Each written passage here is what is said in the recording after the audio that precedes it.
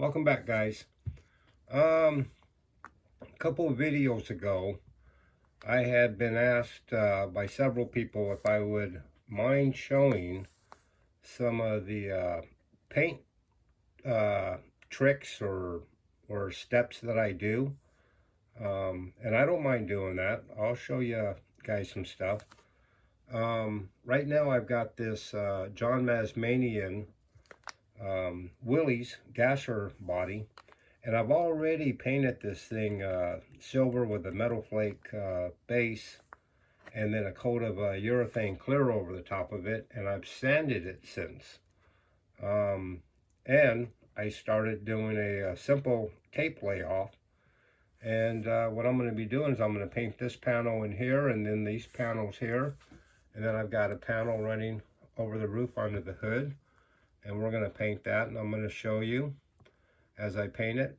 Now I'm doing this on my telephone. I don't have a camera yet, so I'm going to have to explain a step, then do that step, come back and show you the results of that step, and then so on until I get a camera, and that way I can film it, and then I can edit it, and I can make you know, one continuous how to paint. But for now, this is where we're going to start. Now, a big thing is I use automotive paint to paint this in all my models, because I'm a automotive and motorcycle painter by trade. So I have, you know, access to automotive paint. So what I need to figure out, and maybe with the help of you guys, is let me know what type of paint you're using now, so I can get acquainted with that type of paint, and then I can show you with that kind of paint. That way you can continue on with the stuff that I show you. But for the time being, we're going to start with this thing, and I am going to paint it with automotive paint and an airbrush, because that's what I have. So the first step is to figure out where your panels are going to be. So I've already laid out these panels, and I'm going to paint here, I'm going to paint here, I'm going to paint there, I'm going to paint on this panel up on top, and that's where all the panels are going to be. And the next step, once you figure out this part, you're going to want to mask off everything that's not getting painted. And that's what I've done on this side here. Okay, so now only the panels are exposed, and you know, we'll start with a fade or whatever the heck, but we'll figure out something. That's one thing. I'm never really 100% sure what I'm painting until I start actually painting. If you notice, there's sharp corners here, sharp corners in these corners. I'm kind of anti-sharp corner. I like a nice round corner when I do a panel somewhere. Very similar to this 56 gasser here. If you noticed, all the corners are rounded. And how I do that is I use the bare metal foil. I cut out a little corner somewhere of foil and I stick it on there.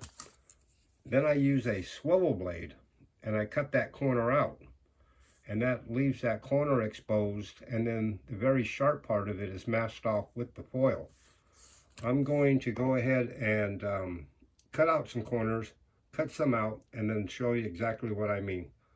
So I'll see you here in a second. All right, welcome back, guys. As you can see, I've gone ahead and moved this car further up. I've masked off all the areas that are not going to get painted this time around, and I've left all the opened areas that are going to be painted. Also too, I talked about the points, that when you tape stuff off, it leaves the points, and what we want are rounded corners like that. I've taken a little bit of a little square of bare metal foil off my sheet here, and I'll cut a little square and I'll apply it right to the corners, and then I will take my swivel blade and I'll cut a little corner out of there, and that will give me a clean, nice round corner at the end of those panels. All right, now remember, I'm using automotive paint, so I don't know what type of paint you use. I'm going to show you with the automotive paint first, and if I need to figure out another paint to use, we'll do that. But yeah, let me know in the comments what you're used to using. Let me know if you're using an airbrush or not. Just about all my models I use an airbrush on. So as far as like fades and panels and cobwebbing and whatever, I'm really not sure how to get those effects without using an airbrush. But we'll try to figure something out. So stay tuned for when I start applying the paint on this thing, okay? So I'm going to leave you with this video now. Give me a like, give me a share, leave me a comment, and I'll see you guys on the next one. All right, thanks.